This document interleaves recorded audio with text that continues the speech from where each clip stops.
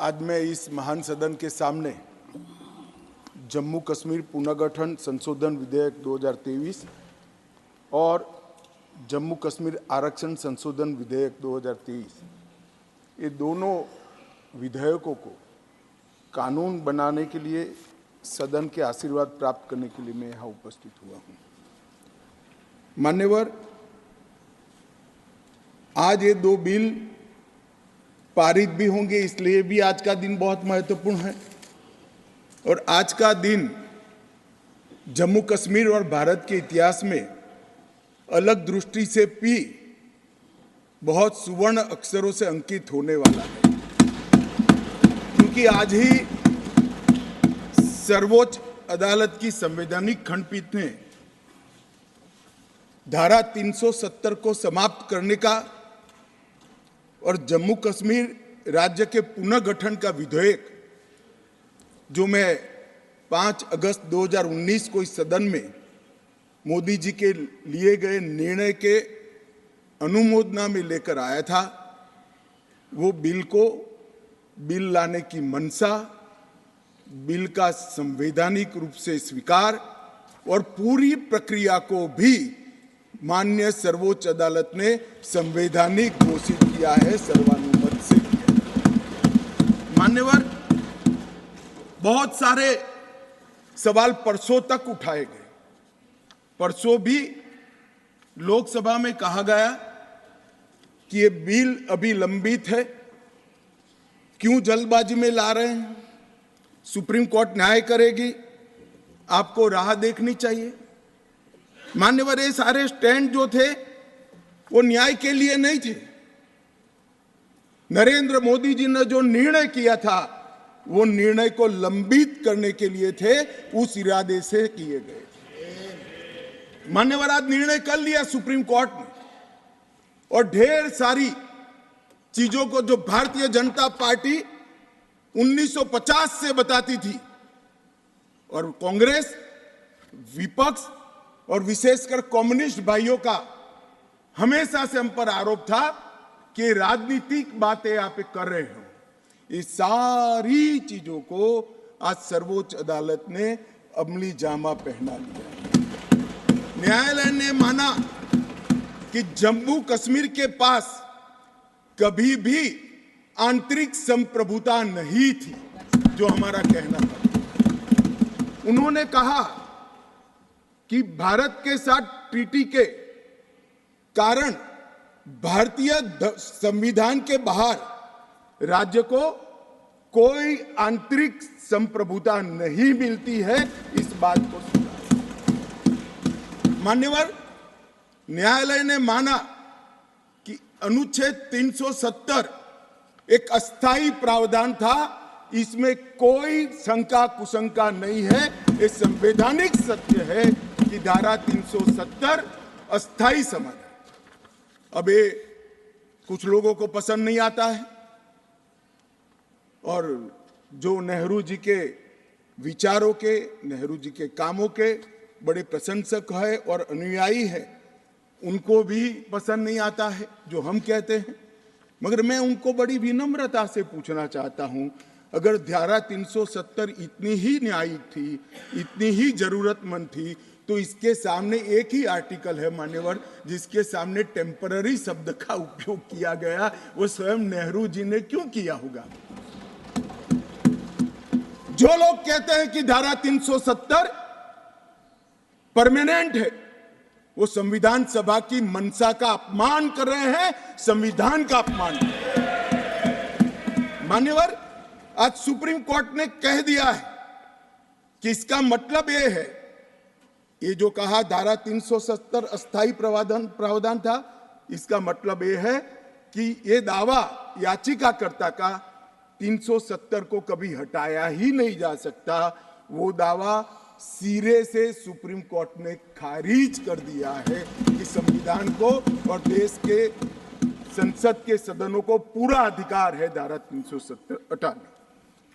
मान्यवर, न्यायालय ने यह भी माना कि राज्यपाल शासन और राष्ट्रपति शासन की जो उद्घोषणाएं हुई, इस पर भी ढेर सारे सवाल उठा गए। कि राष्ट्रपति शासन गलत तरीके से लगाया गया, राज्यपाल शासन गलत तरीके से लगाया गया।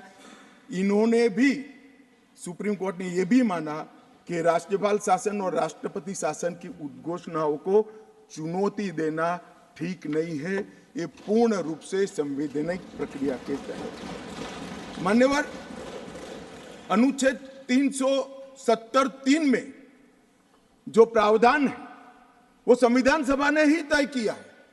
जब टेम्पररी इस प्रोविजन को किया गया तब सवाल हुआ है कि टेम्पररी है तो हटेगा कैसे। तो धारा 373 के अंदर एक प्रावधान डाला गया कि सीओ से राष्ट्रपति महोदय धारा 370 में सुधार भी कर सकते हैं, इस पर रोक भी लगा सकते हैं और पूर्णतया संविधान के बाहर भी कर सकते हैं। राष्ट्रपति का जो आदेश था, तत्कालीन राष्ट्रपति का 5 अगस्त 2019 का आदेश सीओ था, इसके माध्यम से राष्ट्रपति जी को पूर्ण अधिकार है अनुच्छेद 370 का संचालन बंद करने का। ये भी आज सुप्रीम कोर्ट ने सर्वानुमत से होल्ड कर दिया है, उसको उस पर मोहर लगाई। इस आधार पर याचिकाकर्ता ने एक तर्क दिया था। याचिकाकर्ता कौन है वो तो सभी लोग जानते ही है, सभी लोग जानते हैं, मैं कोई नाम देना नहीं चाहता। नहीं, नाम देकर क्या करेंगे, यही बोले ही है वो, तो इसमें कोई एक्सपोज करने जैसी बात नहीं। मान्यवर, 370 के तहत कोई भी घोषणा करने के पहले जम्मू कश्मीर की संविधान सभा का परमिशन जरूरी है, अनुमोदना जरूरी है, ये उनका क्लेम था। और उसको क्लेम को एक्सटेंड करते हुए आगे ले गए, क्योंकि अब तो जम्मू कश्मीर में संविधान सभा है ही नहीं। तो इसका मतलब ये हुआ कि जम्मू कश्मीर की संविधान सभा के परमिशन के बगैर धारा 370(3) के तहत कोई एक्शन नहीं लिया जा सकता और संविधान सभा समाप्त हो गई है, इसलिए धारा 370 परमानेंट हो गया। मान्यवर, ऐसा आर्गुमेंट मैंने मेरे जीवन में भी, मेरे 5 धाराशास्त्रियों को पूछा कि मेरी समझ में कोई गड़बड़ है या ये डिमांड कोई गड़बड़ है, कि डिमांड तो गड़बड़ है ही है, ये आर्ग्यू कर रहे हैं उनकी समझ में भी बड़ा प्रॉब्लम है। मान्यवर, आज सुप्रीम कोर्ट ने तय कर दिया कि जम्मू कश्मीर की संविधान सभा समाप्त होने से धारा 370(3) समाप्त नहीं हो जाता है, धारा 370(3) यथावत रहता है। मान्यवर, न्यायालय ने यह भी माना कि धारा 370 के तहत मिली हुई शक्ति का प्रयोग करते हुए राष्ट्रपति महोदय एक तरफा सूचना जारी कर सकते हैं, जिसको संसद के दोनों सदनों का सादे बहुमत से अनुमोदन चाहिए। ये भी आज सुप्रीम कोर्ट ने मान दिया।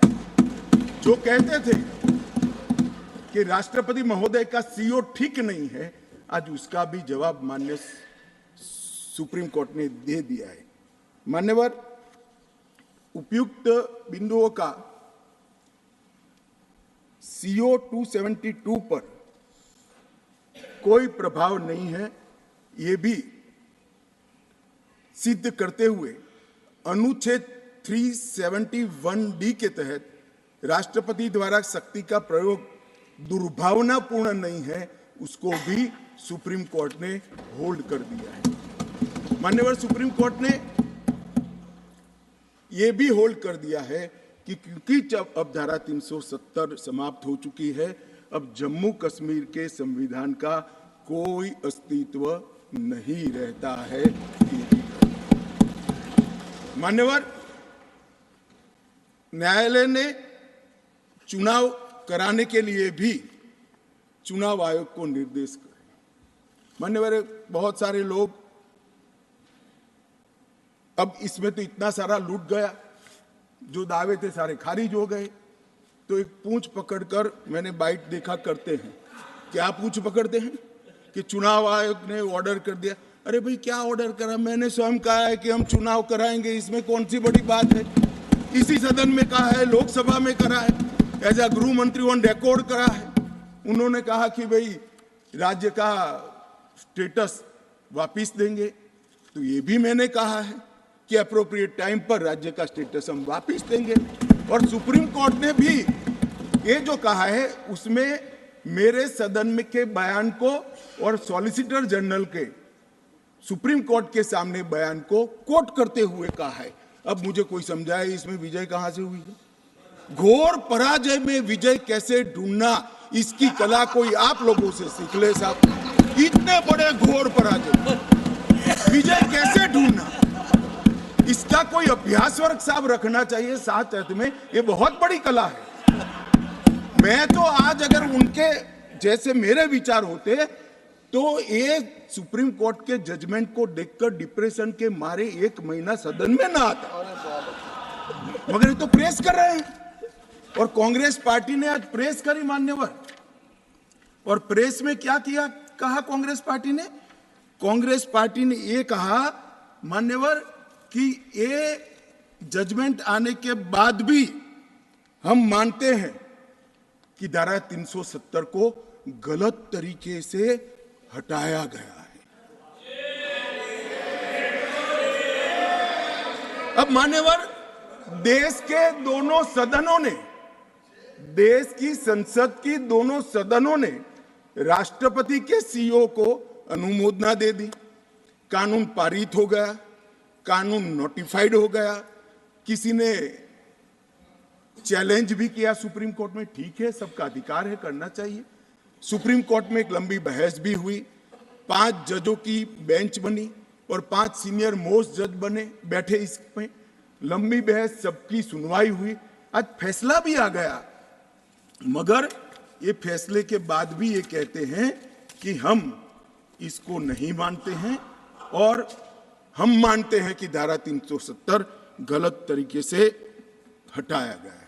मान्यवर, मैं इनको नहीं समझा सकता, मेरी तो मर्यादा है साहब, नहीं समझा सकता कि वास्तविकता क्या है। हमें समझना चाहिए कि 42,000 लोग मारे गए हैं। क्यों मारे गए हैं? सवाल हिंदू मुस्लिम का नहीं है। इनसे ज्यादा मुसलमान गुजरात में है, कश्मीर से ज्यादा मुसलमान उत्तर प्रदेश में है, कश्मीर से ज्यादा मुसलमान बिहार में है, कश्मीर से ज्यादा मुसलमान आसाम में है।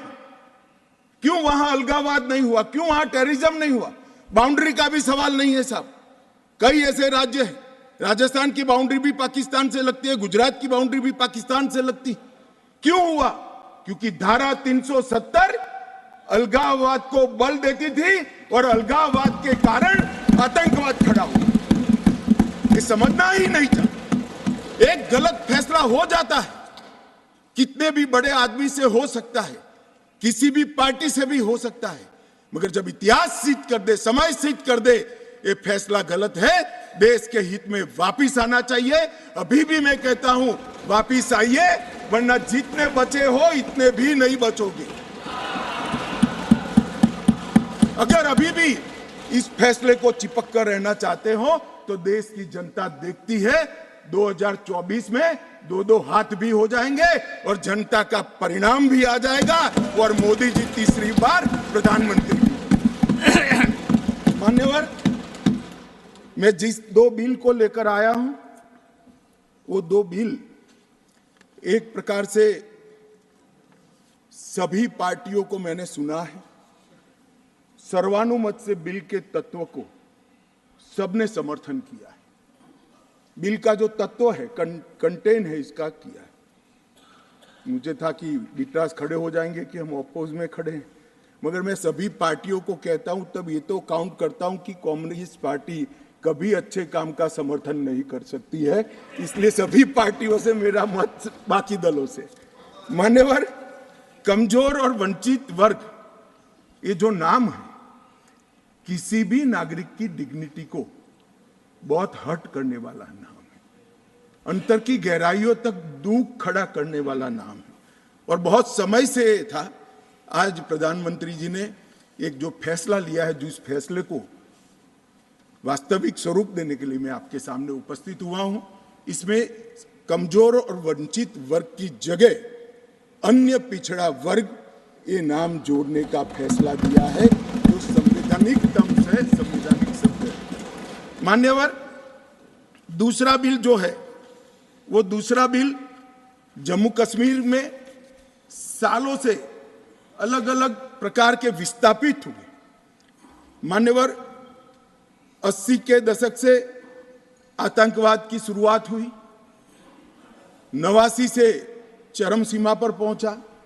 ढेर सारे कश्मीरी हिंदू, विशेषकर कश्मीरी पंडित और ढेर सारे सिख भाई घाटी छोड़कर पूरे देश भर में बिखर गए। जम्मू में गए, बेंगलुरु गए, गुजरात गए, दिल्ली गए, फरीदाबाद गए, देश भर में बिखरे। सभी राज्यों ने उनकी आवभगत भी की, सभी राज्यों ने उनको रिजर्वेशन भी दिया, कई राज्यों ने उनको नौकरी में प्रायोरिटी दी भी। कश्मीरियों को गले लगाने का काम पूरे देश ने किया है, पूरे देश की जनता ने।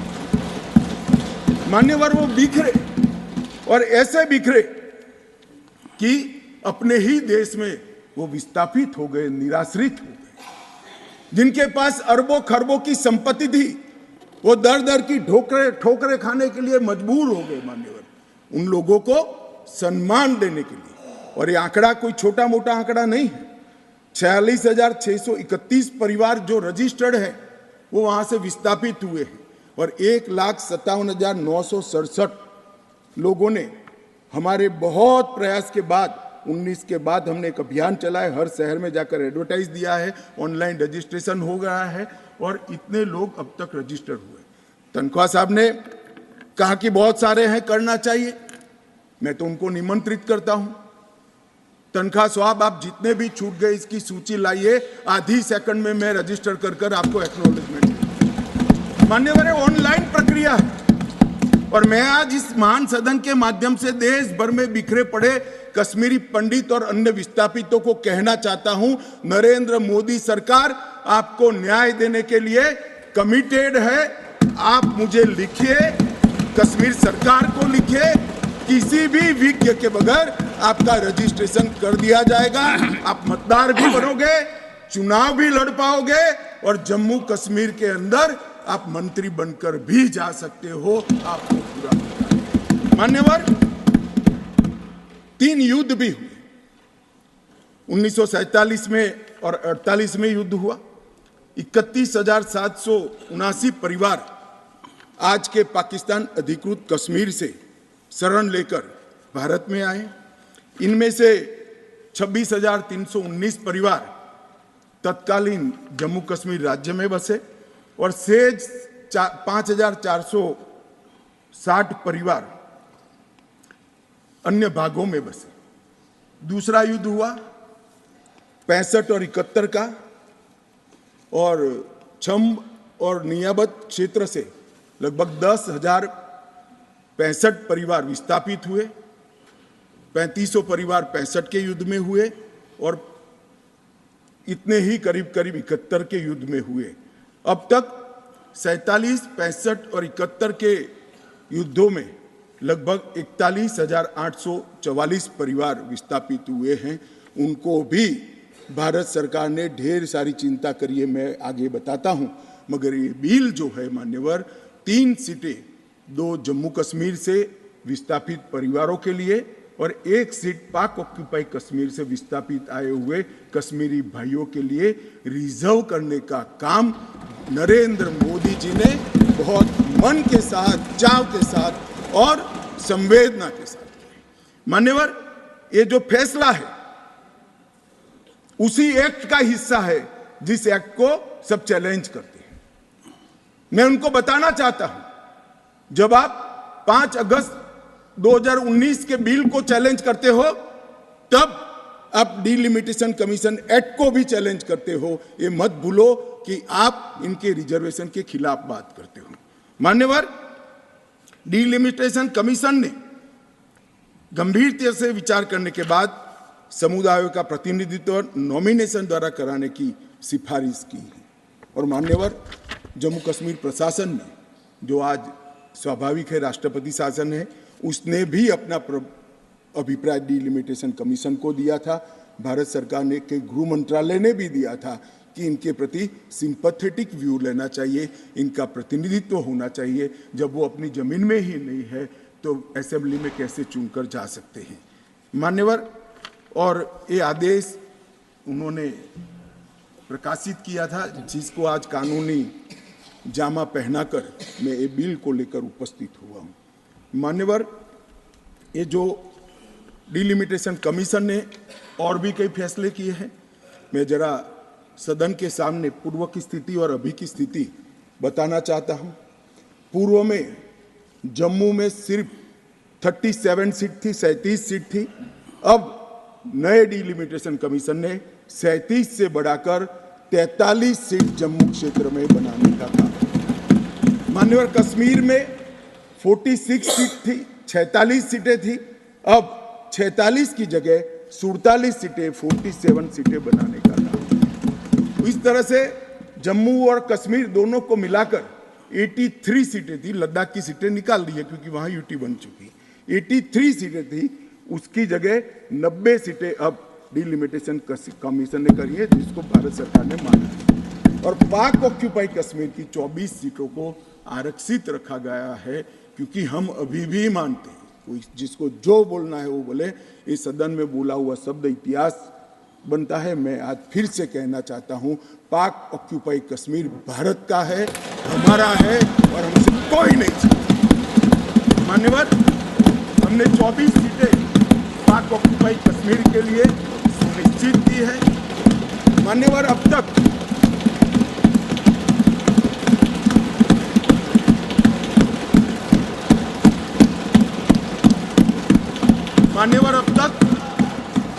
SC ST की सीटों में बड़ी विसंगतताएं भी थी, और जो दिग्विजय की कहते थे संवेदनशील अप्रोच होना चाहिए, संवेदनशीलता होनी चाहिए। SC ST के प्रति संवेदना से ही ये निर्णय हुआ है। पहले जो 7 सीटें थी SC की, उसको हमने बरकरार रखा, और ST की सीट 0 थी, क्योंकि धारा 377 परमिट नहीं करती थी। अब परमिट करती है। 9 सीटों को रिजर्व कर दिया।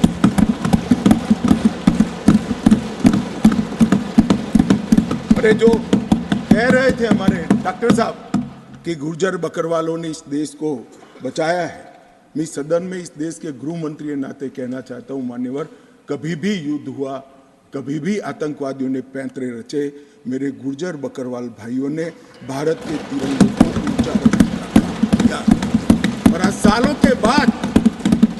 के बाद आज उनको न्याय मिलने जा रहा है। इसका कम से कम मुझे तो बहुत संतोष है। किसी को संवेदनशीलता दिखे या न दिखे, 75 साल तक उनका अधिकार जो भारत के संविधान ने दिया था, कौन रोक कर बैठा था उसको? कौन रोक कर बैठा था?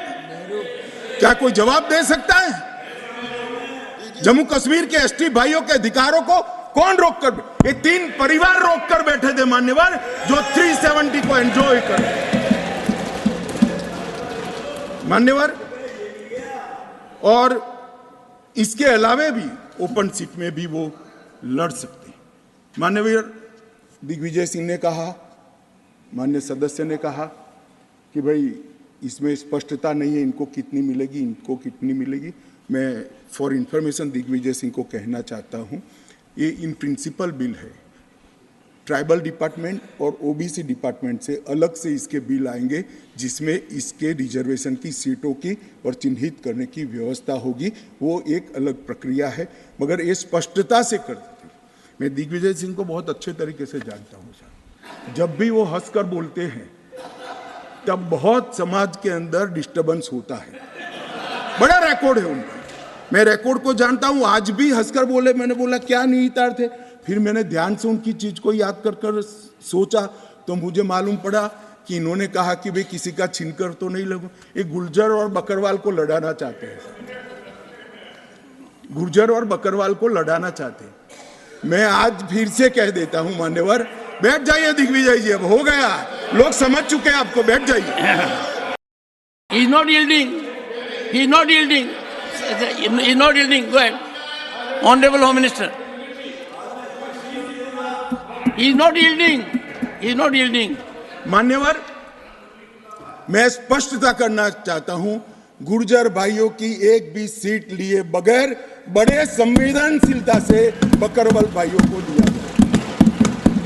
हमें कोई आपत्ति गुर्जरों को जो फायदा मिला है उसमें कोई बदलाव नहीं होगा।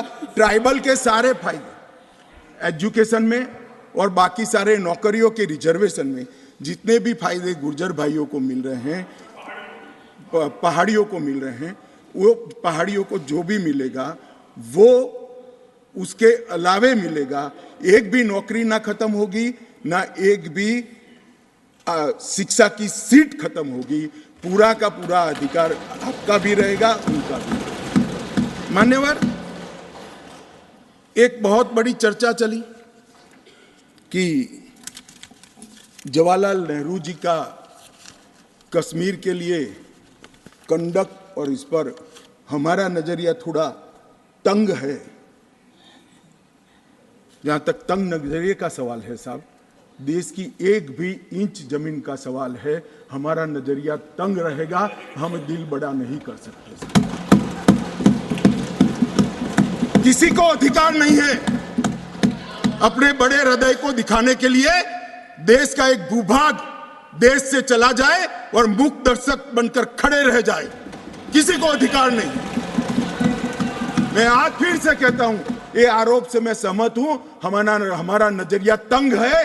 देश की एक इंच जमीन भी जाती है तो इसके लिए भारतीय जनता पार्टी का हर कार्यकर्ता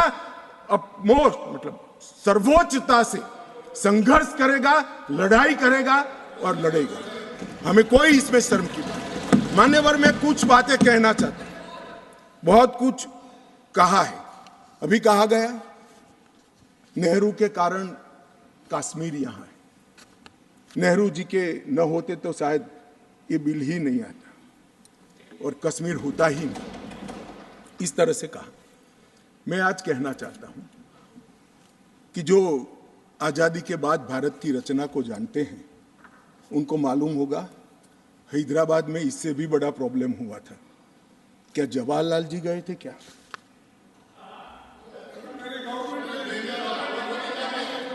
तो यहां गवर्नमेंट नहीं, यहां नेहरू।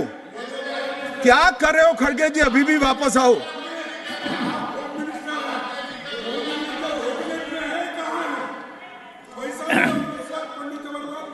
एक मिनट, रिकॉर्ड पर है। कश्मीर में दिग्विजय जी ने सरदार पटेल का नाम नहीं लिया। एक नाम दिया शेख अब्दुल्ला का, दूसरा नाम दिया जवाहरलाल नेहरू का। तो वो होम मिनिस्टर थे, क्यों नहीं दिया भाई? अब सुनिए दिग्विजय जी, अब सुनिए, सुनना पड़ेगा, ऐसे नहीं चलेगा। हमने सुना है, धैर्य से सुना है। मान्यवर, जूनागढ़ में क्या जवाहरलाल नेहरू गए थे? हैदराबाद में जवाहरलाल नेहरू गए थे? लक्षद्वीप में जवाहरलाल नेहरू गए थे? जोधपुर में जवाहरलाल नेहरू गए थे? जवाहरलाल नेहरू एक ही जगह काम देखते थे, जम्मू कश्मीर में, जिसको आधा छोड़कर आ गए। एक ही जगह देखते। मान्यवर, दूसरा, विलय लेट क्यों हुआ? सारे लोग जानते हैं साहब, इतिहास को 1000 फुट नीचे दफन कर दो, वो ऐसा बीज है जो वटवृक्ष बनकर सच्चाई बाहर आ जाती है। सब जानते हैं कि हमारा विलय इसलिए लेट हुआ कि महाराजा पर किसी एक व्यक्ति को विशेष स्थान देने का आग्रह था। शेख अब्दुल्ला को विशेष स्थान देने का आग्रह था। इसके कारण विलय लेट हुआ और पाकिस्तान को आक्रमण करने का मौका मिला। मैं आज ये पूछना चाहता हूं कि इतने सारे कठिन राज्यों का विलय हो गया, कहीं पर 370 क्यों नहीं है? क्यों नहीं है? ना जोधपुर में है, ना जूनागढ़ में है, ना हैदराबाद में है, ना लक्षद्वीप में है। क्यों 370 नहीं है? कि संवेदनशील हृदय के कारण 370 है। संवेदनशील हृदय। मान्यवर, कंडीशन किसने रखी? किसने स्वीकार की? इतिहास जवाब मांगता है, देश की जनता जवाब मांगती है। जवाब देना पड़ेगा, भाग नहीं सकते इतिहास से कोई। मान्यवर, सेना भेजने में देरी क्यों हुई? और ये कहते हैं कि इसके बाद भी देरी हुई है। मैं साहब एक रेफरेंस सैम मानेकशॉ का देना चाहता हूं। फील्ड मार्शल सैम मानेकशॉ तब डायरेक्टर ऑफ मिलिट्री ऑपरेशंस थे। उन्होंने एक जगह पे कहा है कि कबीलाई हमलावर आक्रामक और लूट मचा रहे थे, तब चर्चा में ही व्यस्त थे। मैं व्यक्ति का नाम देना नहीं चाहता वरना खड़े हो जाएंगे। तब एक मीटिंग में सैम मानेकशॉ मौजूद थे। सरदार पटेल जी ने नेहरू जी को कहा, जवाहर आप कश्मीर चाहते हो या नहीं चाहते हो, देरी क्यों हो रही है? तब जाकर सेना भेजने का निर्णय हुआ है। जवाब देना पड़ेगा। नहीं दिग्विजय भी ऐसे मत करे, मैं भेज दूंगा आपको, पुस्तक ही भेज दूंगा। मान्यवर, Honorable Home Minister is not yielding. He is not yielding. Honorable Home Minister is not yielding. मान्यवर, एक बात सर्वविदित है, अगर असमय सीज फायर नहीं होता तो आज पाक ऑक्यूपाई कश्मीर नहीं होता। अब पत्रों का जिक्र कर रहे हैं, किसी अंग्रेज सेनापति ने देखा, मैं जरूर देखूंगा इसको, अगर लिखा है तो देखना चाहिए। परंतु अफसर कुछ भी कहे, देश का प्रधानमंत्री का देश की जमीन के लिए संवेदनशीलता होना चाहिए या नहीं होना चाहिए? मान्यवर, इतना छोटा सवाल है। हमारी सेना जीत रही थी, वो भाग रहे थे, 2 दिन रुक जाते, पूरा पाक ऑक्यूपाई कश्मीर तिरंगे के तले आ जाता। क्यों किया? दूसरा, क्यों मामले को यूएन में ले जाया गया? अब ये सारी चीजों को आप कहते हैं कि रेफरेंस लाइए। मान्यवर, मुझे मालूम था दिग्विजय सिंह, हाँ करता हूं, बैठिए, मुझे मालूम था साहब ये खड़े हो जाएंगे, इसलिए मैं लेकर आया। मैं एक कोट अनकोट पढ़ता हूं। यूनाइटेड नेशन के अनुभव के बाद मैं इस निष्कर्ष पर पहुंचा हूं कि वहां से कुछ संतोषजनक नतीजों की उम्मीद नहीं की जा सकती। मुझे सीज फायर करना अच्छा फैसला लगा, लेकिन इस मसले को ठीक से हम नहीं निपट पाए, नहीं परख पाए। हम सीज फायर पर और विचार करके बाद में निर्णय करना चाहिए था। हालांकि ये सब भूतकाल की गलतियां हैं। ये जो कोट है किसी और का नहीं है, जवाहरलाल नेहरू का है। अब उनको तो मानोगे या नहीं मानोगे कि उन्होंने गलती की है, स्वीकार करी है। और साहब एक मिनट, सोर्स भी बता देता हूं, Nehru memorial museum and library, Jawaharlal Nehru connection, JNSG 143 part 1। और उस वक्त जब अरे भाई, स्वयं नेहरू कह रहे हैं मेरी गलती थी, क्यों इतना पकड़ कर रखा है पूंछ? मान्यवर, और चलो संयुक्त राष्ट्र में जाना भी था तो अनुच्छेद 51 में क्यों ले गए, जहां भारत के अधिकार सीमित होते थे? अनुच्छेद 35 में जाते तो भी हमें कोई दिक्कत नहीं होती। ये भी एक बहुत बड़ा गलत फैसला था। और मैं बताता हूं मान्यवर, एक कहते हैं कि धारा 370 निरस्त कर दी। अगर कल को ये 40 साल के बाद, जोर से बोले मनोज झा जी, 40 साल के बाद, क्योंकि वो मानते हैं कि 40 साल के बाद मैं नहीं हूंगा, मैं तो 60 का हो गया, मेरा आयु 40 साल का हो ही नहीं सकता।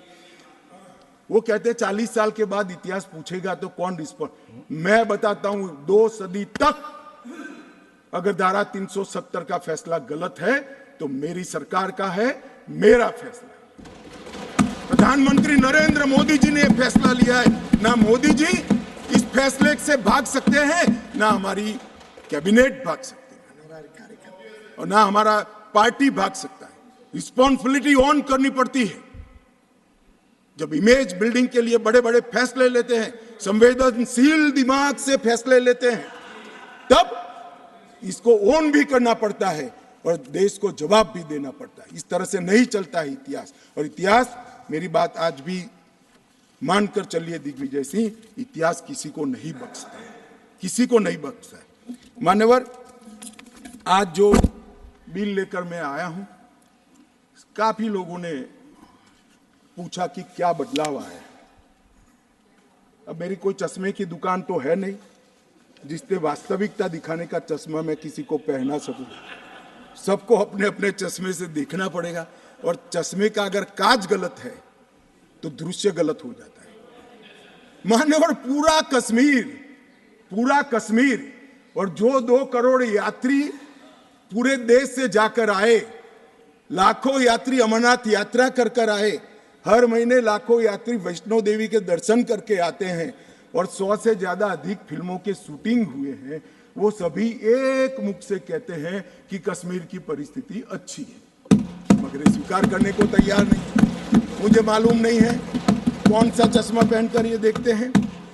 मान्यवर, मैं आज कहना चाहता हूं कि जिस कश्मीर में 40,000 से ज्यादा लोग मारे गए, कई पिताओं ने अपने कंधों पर बेटे के जनाजे लेकर गए। मान्यवर, अपनी बेटी की डोली तक कई लोग नहीं देख पाए, और कई बहनों ने अपने भाई को खो दिया।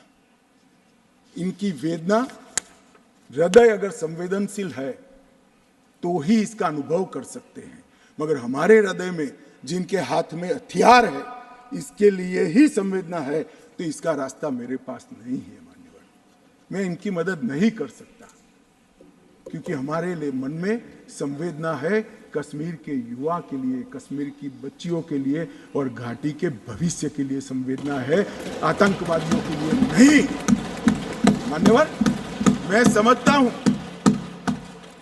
कि आज आर्टिकल 370 समाप्त होने के बाद, और उसके पहले भी नरेंद्र मोदी जी की सरकार आई 2014 में, आज युवाओं का भविष्य ब्लैक नहीं है, परंतु स्कूल का ब्लैक बोर्ड उनका भविष्य बन गया है, वो पढ़ाई लिखाई।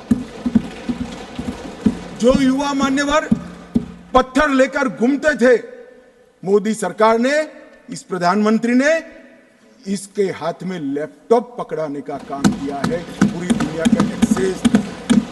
और आतंकवाद और अलगाववाद की बात करने वाले लोग धारा 370 कर आधार बनाकर अलगाववाद की बात करने वाले लोग, आज जो लोग बात करते हैं उनकी कश्मीर की जनता अनसुनी करती है, डेमोक्रेसी और डेवलपमेंट की बात करती है। मान्यवर, ये आज बदलाव हुआ है। अभी कह रहे थे कि मैंने सदन में कहा था कि आतंकवाद समाप्त हो जाएगा। मैं मेरे जीवन में बोला हुआ भूलता नहीं हूं, और जो बोलता हूं उसको ओन करता हूं। मैंने कहा था कि 370 के कारण अलगाववाद की भावना समाप्त हो जाएगी, और जब अलगाववाद की भावना समाप्त होगी, सहन आतंकवाद कम हो जाएगा, समाप्त हो जाएगा। मान्यवर, ये बीच मझधार में 40 साल इन्होंने गलतियां करी, 80 के दशक से गलतियां करते आए, संवेदनशील हृदय से सोचते रहे, संवेदनाएं हथियार उठाने वालों के लिए रखे, और इस 40 साल की गलती को ऐसा सोचते हैं कि मोदी जी के 4 साल में सुधर जाएगा। मगर आपकी बात सही है, अपेक्षा ऐसी ही रखनी चाहिए। मैं अब विषय पर, मान्यवर, मैं बहुत पास में नहीं जाता। जब चरम सीमा पर थे तब तो आंकड़े बहुत भयावह थे, 90 के दशक में बहुत भयावह आंकड़े थे, परंतु मैं यूपीए शासनकाल की बात करना चाहता हूं। 2004 से 14 जब सोनिया जी और मनमोहन जी की सरकार थी, कुल आतंकवादी घटनाएं 7,217 हुई थी, और अब आतंकवादी घटनाएं सिर्फ 2,197 हुई है। ये 10 साल। अब सुन लीजिए, बाद में मुद्दा खड़ा करिए खड़गे जी। 70% की कमी हुई है मान्यवर, 70% की कमी हुई, और उसमें धारा 370 हटाने के बाद केवल और केवल 4 साल ही गए। सिक्योरिटी फोर्स और नागरिक टोटल 2829, करीब 3,2900 नागरिक और सिक्योरिटी फोर्सेस मारे गए। अब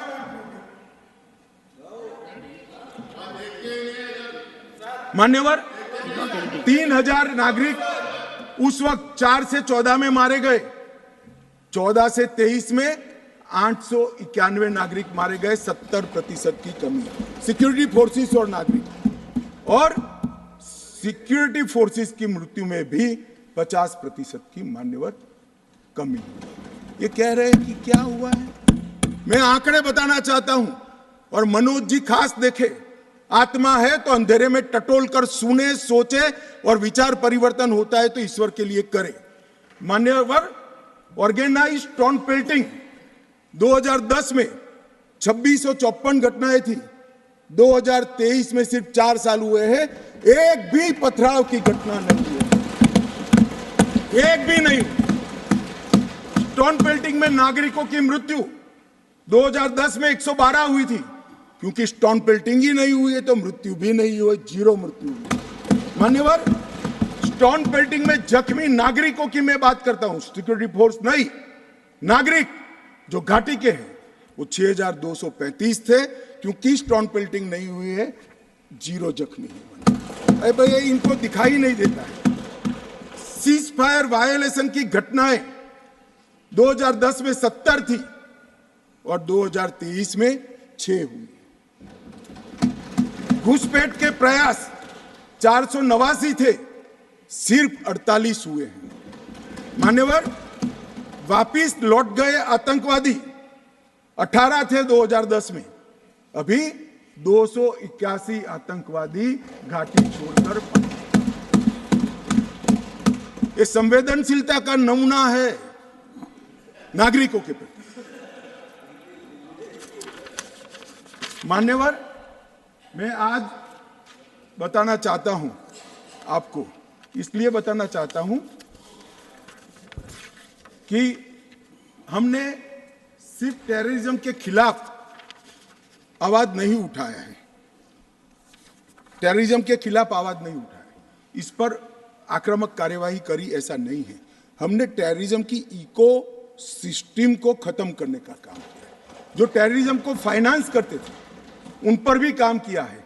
एनआईए द्वारा टेरर फाइनेंस के केस 32 रजिस्टर किए गए, 2014 के पहले एक भी केस। स्टेट इन्वेस्टिगेशन एजेंसी ने टेरर फाइनेंस के केस 51 रजिस्टर किए, पहले स्टेट इन्वेस्टिगेशन एजेंसी की जरूरत ही महसूस नहीं की गई थी। और मान्यवर, 229 टेरर फाइनेंस केस में अरेस्ट हुई है, 150 करोड़ की प्रॉपर्टी सीज हुई है, 57 प्रॉपर्टी सीज हुई है और एसआईए द्वारा 134 बैंक अकाउंट में लगभग 100 करोड़ से ज्यादा रकम को फ्रीज करने का काम नरेंद्र मोदी। ये जो कह रहे हैं क्या बदलाव आया, मैं दिखाता हूं बदलाव क्या है। मान्यवर, आज मैं इतना कह रहा हूं कि हमने एक बहुत बड़ा कठोर निर्णय सुरक्षा की दृष्टि से हमने उठाए हैं। मान्यवर, मैं आज बताना चाहता हूं, पहले 2014 के पहले और आर्टिकल 370 नाबूद होने के पहले आपने देखा होगा आतंकवादियों के जनाजों में 25-25 हजार की भीड़ आती। मैं सभी सदस्यों को कहना चाहता हूं, एक भी दृश्य अभी देखा है 370 के बाद? ना, कोई नहीं करता साहब, क्योंकि हमने निर्णय किया है जो भी आतंकवादी मारा जाएगा उसी जगह पे संपूर्ण धार्मिक सम्मान और रीति रिवाज के साथ वहीं दफना दिया जाएगा। ये स्टोन पेल्टिंग क्यों कम हुई? जितनी नौकरियों की एडवर्टाइज है, इसमें सरकार ने तय कर लिया है कि स्टोन पेल्टिंग का एक भी केस अगर रजिस्टर है तो वो परिवार में से किसी को नौकरी नहीं मिली। क्यों ये विदेश भागकर आतंकवाद करते हैं वो लोग डरे हैं? क्योंकि हमने तय किया है जिसका परिवार का जन पाकिस्तान बैठकर आतंकवाद को प्रोत्साहन देता है उसके परिवार में किसी को नौकरी नहीं मिलेगी। मान्यवर, हमने तय किया है कि जो टेलीफोन रिकॉर्ड के आधार पर प्रस्तापित होता है कि किसी का परिवार का व्यक्ति लिप्त है आतंकवाद को बढ़ावा देने में, तो नौकरी में है तो भी उसको डिसमिस करने के सर्विस रूल्स हमने बनाए। मान्यवर, जीरो टेरर प्लान और कंप्लीट एरिया डोमिनेशन के माध्यम से पूरे टेररिस्ट प्रभावित क्षेत्र को आज हमने सुरक्षित करने का काम किया है। मान्यवर, आज मैं कहना चाहता हूं, जेल अड्डा बनकर पड़ी रही थी, नरेंद्र मोदी सरकार ने जेलों के अंदर जहमर लगाकर सख्ती लगाने का काम किया है और 105 करोड़ की लागत से एक नई जेल बन रही है जो सिर्फ टेररिस्टों के लिए बनेगी। मैं विश्वास के साथ कहता हूं वो जेल की सुरक्षा कोई भेद नहीं पाएगा और टेररिज्म के अंदर कोई अपना योगदान नहीं देगा। मान्यवर, बार काउंसिल में भी जो समर्थक थे उनको भी संदेश कर दिया गया है और रोजगार, पासपोर्ट और गवर्नमेंट कॉन्ट्रैक्ट के लिए भी हमने ढेर सारी चीजें करी हैं। मान्यवर, आदत पड़ गई थी हमले हो तो बुला देना, इधर उधर कोई बड़ा एक्शन ले लेना जिससे दूसरे दिन के अखबार के टाइटल बदल जाए। हम छिपाने में विश्वास नहीं करते हैं मान्यवर। हमारे समय में भी हमले हुए शुरू में, क्योंकि पुरानी आदत पड़ी थी। उरी में भी हुआ, पुलवामा में भी हुआ। हमने सर्जिकल स्ट्राइक और एयर स्ट्राइक कर कर घर में घुसकर जवाब देने का काम है। हमें संवेदनशीलता कश्मीर के युवाओं के लिए, मगर संवेदनशीलता की व्याख्या टेररिज्म के लिए नहीं। माफ करना दिग्विजय जी, टेररिस्टों के लिए हमारे मन में कोई संवेद नहीं। हथियार डाल दे, मेन स्ट्रीम में आए, स्वागत है उनका। मन मैं आज भी कहता हूं, नॉर्थ ईस्ट में कई लोग हथियार डालकर मेन स्ट्रीम में आए हैं। अगर कश्मीर में भी युवा भले हाथ में हथियार पकड़ा हो, हथियार डाल दे, कानून की अदालत के शरण में आए, हम उसका स्वागत करते हैं। संवेदना से हमारा हृदय भरपूर। मान्यवर, हमने जो किया है वो युवाओं के लिए किया है। मान्यवर, ये लोग पूछते हैं कि क्या हुआ। हमने धारा 370 और 35A को हटा दिया। मान्यवर, धारा 370 और 35 से कश्मीर के लोगों को तो अन्याय करती ही थी, मगर देश के आत्मसम्मान को भी ठेस पहुंचा।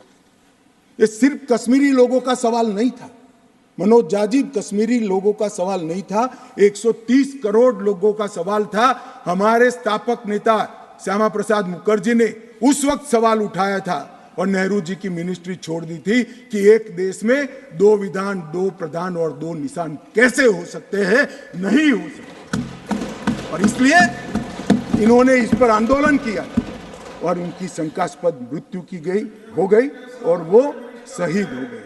मान्यवर, आज मुझे आनंद है कश्मीर के लिए मरने वाला हर फौजी, छोटे से छोटा व्यक्ति, नागरिक से लेकर श्यामा प्रसाद मुखर्जी तक, जिनने बलिदान दिया है, वो सभी लोगों की आत्मा आज इस देश में से 2 विधान, 2 निशान और 2 प्रधान समाप्त कर संतुष्टि का सांस लेगी। आज सुप्रीम कोर्ट का फैसला मान्यवर ऐतिहासिक फैसला है और ये फैसले को मैं बहुत मन के साथ 130 करोड़ की जनता की ओर से स्वागत भी करता हूं और अभिनंदन। मान्यवर, आज एक संविधान, एक राष्ट्रध्वज और एक प्रधानमंत्री बन चुका है।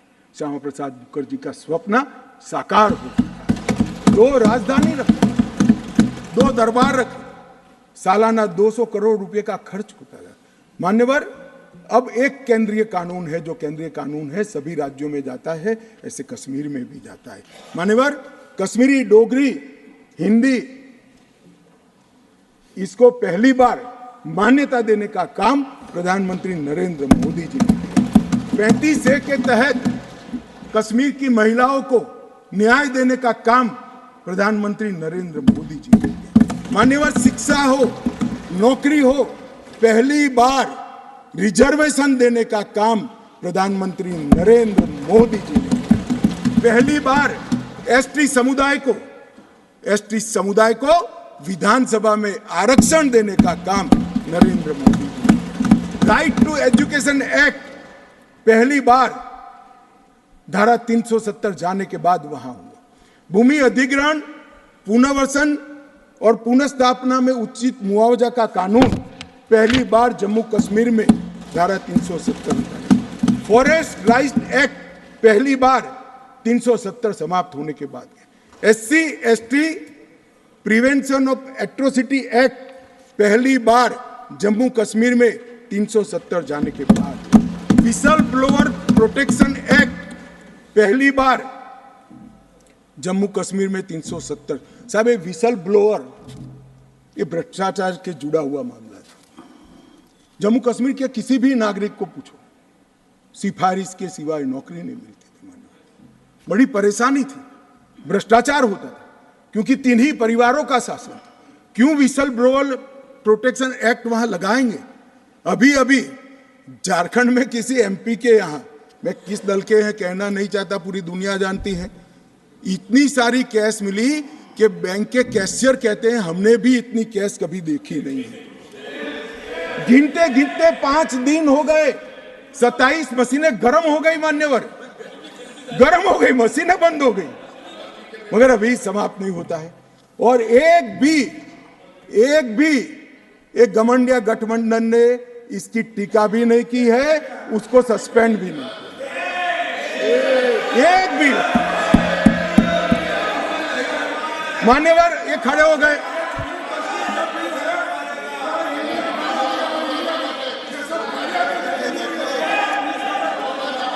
चलो इंडिया अलायंस ने, मान्यवर इंडिया अलायंस ने इसकी टीका भी नहीं की। मान्यवर अभी कहेंगे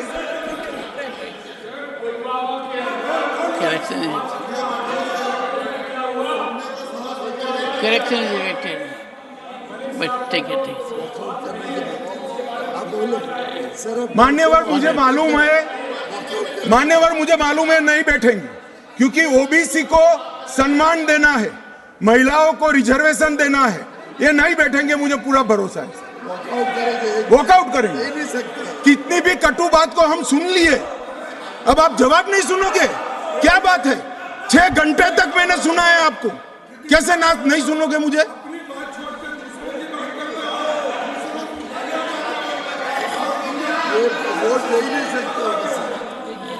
चले खड़गे साहब प्लीज बैठ जाइए। मेरा निवेदन साहब, आप बड़े नेता हैं, honourable home minister says will go on record. मान्यवर, ये कहते हैं कि क्या बदलाव आया है?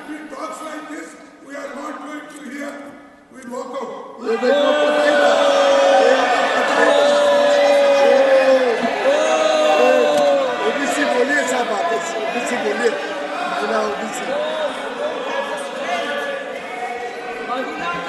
अरे महिला और ओबीसी के लिए नहीं बैठ सकते।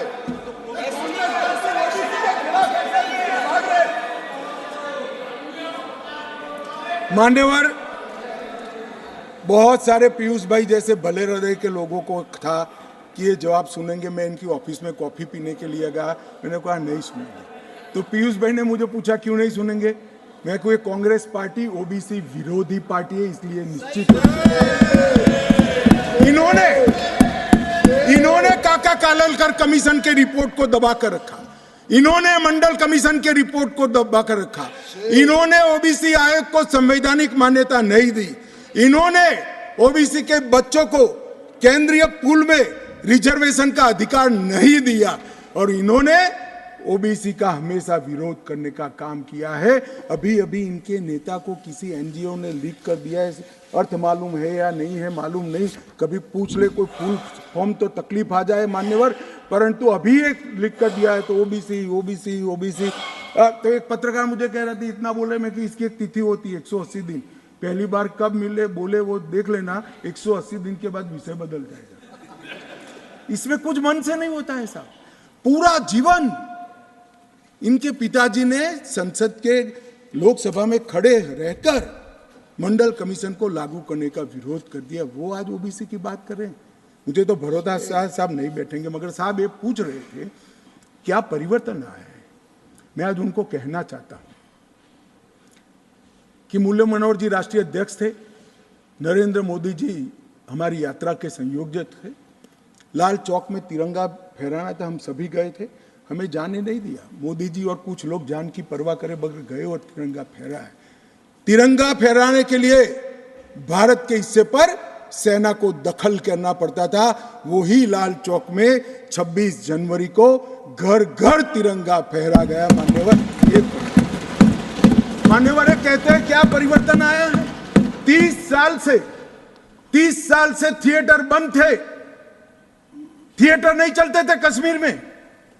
क्यों नहीं चलते थे मैं इसकी मीमांसा में नहीं जाना था, परंतु आज कश्मीर में 3 थिएटर चालू हो गए हैं और 18 थिएटर घाटी में खुलने के तैयार हो गए हैं और कई लोगों ने लोन का एप्लीकेशन किया।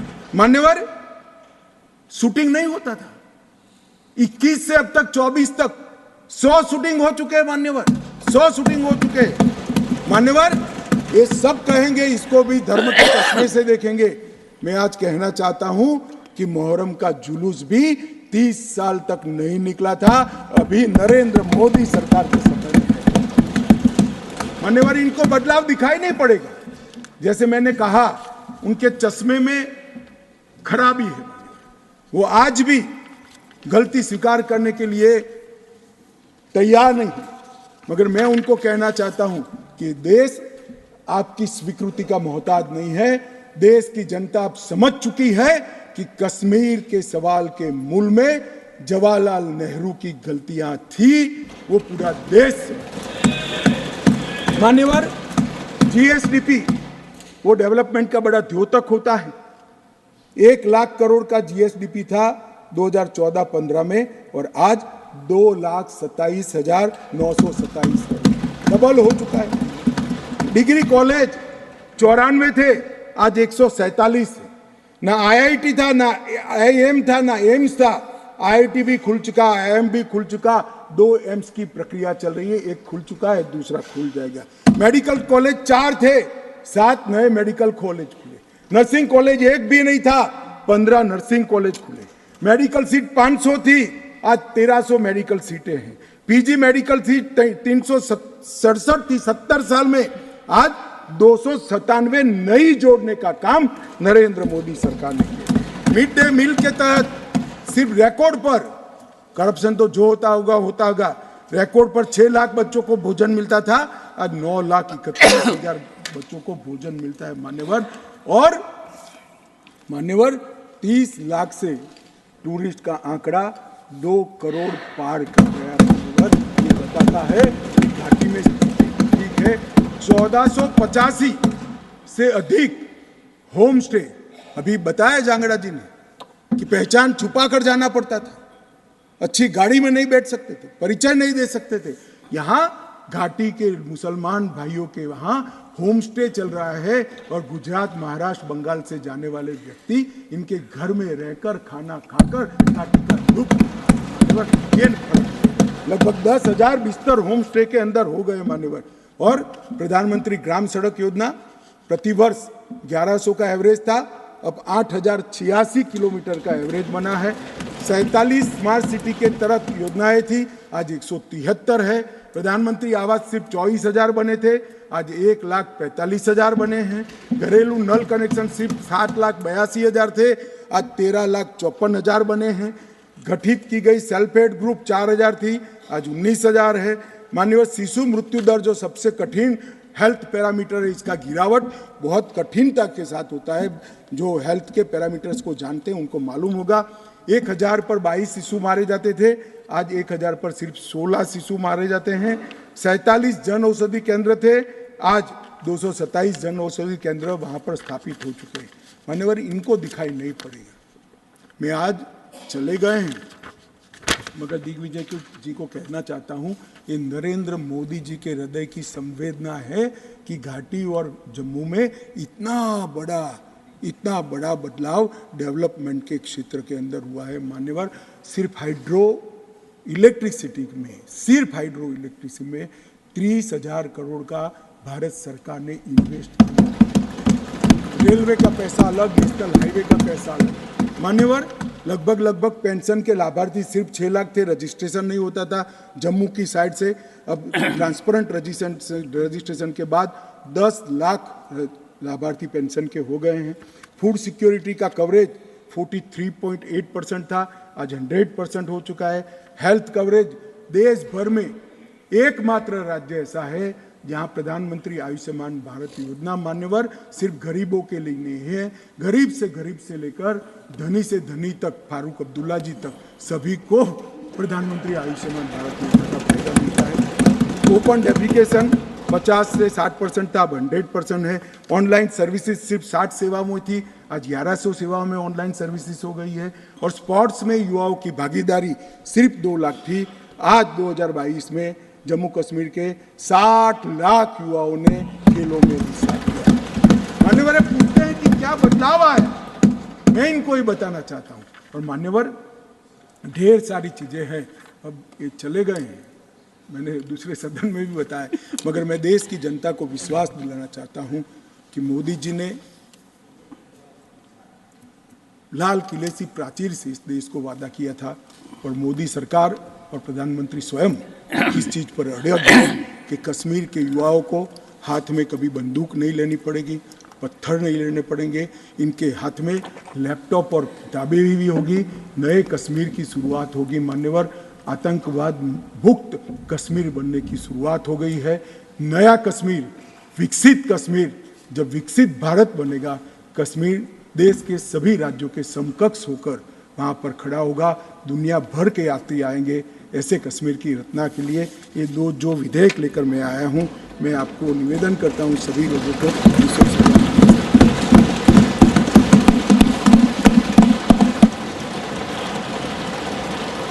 I shall put first the motion regarding consideration of the Jammu and Kashmir Reservation Amendment Bill 2023 to vote.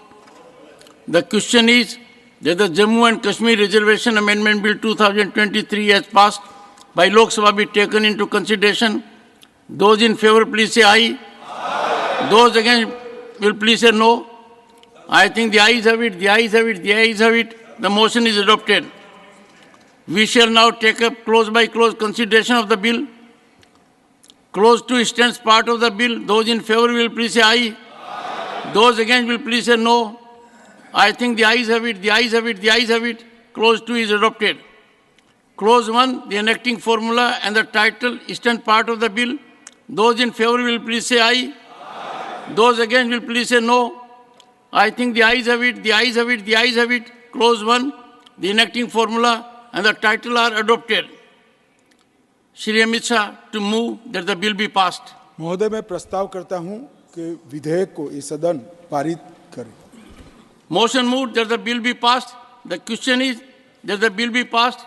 Those in favor will please say aye. Aye. Those against will please say no. I think the ayes have it, the ayes have it, the ayes have it. The bill is passed. वो लोग तो भाग गए, तो vote नहीं कर सकते OBC महिलाओं के लिए। I shall now put the amendment moved by Dr. John Britas for reference of Jammu and Kashmir Reorganization Amendment Bill 2023 as passed by Lok Sabha to Select Committee of the Rajya Sabha to vote. The question is that the bill further to amend the Jammu and Kashmir Reorganization Act 2019 be referred to a Select Committee of the Rajya Sabha consisting of the following members: Shri A. Rahim, Dr. V. Sivdasan, Dr. John Britas, Shri Vikas Ranjan Bhattacharya, Shri Jose K. Mani, Shri Ilham Ram Karim, with instruction to report by the last day of the first week of the next 263rd session of the Rajya Sabha. Those in favor will please say aye. Those against will please say no. No. I think the noes have it, the noes have it, the noes have it. The amendment is negative. I shall now put the amendment moved by Dr. V. Sivdasan for reference of the Jammu and Kashmir Reorganization Amendment to a Select Committee of the Rajya Sabha to vote. The member is not present. It not been taken into consideration. I shall now put the motion regarding consideration of Jammu and Kashmir Reorganization Amendment Bill 2023 to vote. The question is that the Jammu and Kashmir Reorganization Amendment Bill 2023 as passed by Lok Sabha be taken into consideration. Those in favor will please say aye. Aye. Those against will please say no.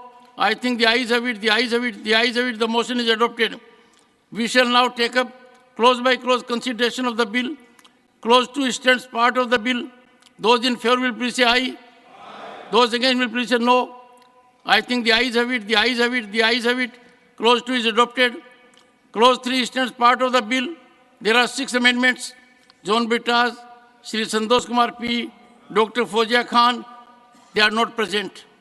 Amendments have not been moved. I shall now put the amendment moved by Shri Santosh Kumar P. to vote. He is not present. He is not being taken up. I shall now put the amendments moved by Dr. Fozia Khan to vote. She is not present. I shall now put the clause 3 to vote. Those in favor will please say aye. Those against will please say no. I think the ayes have it, the ayes have it, the ayes have it. Clause 3 is adopted. Clause 1, the enacting formula and the title is still part of the bill. Those in favor will please say aye. Those against will please say no. I think the ayes have it, the ayes have it, the ayes have it. Clause 1, the enacting formula and the title are adopted. Shri Amit Shah to move that the bill be passed. महोदय मैं प्रस्ताव करता हूं कि विधेयक पारित किया जाए. Motion moved that the bill be passed. The question is that the bill be passed. Those in favor will please say aye. Those against will please say no. I think the ayes have it. The ayes have it. The ayes have it. The bill is passed. Both the bills are passed unanimously. Well, honorable members, the House has had involved interaction on a very important issue. It is gratifying to note that the bills have been passed unanimously. There has been no dissent.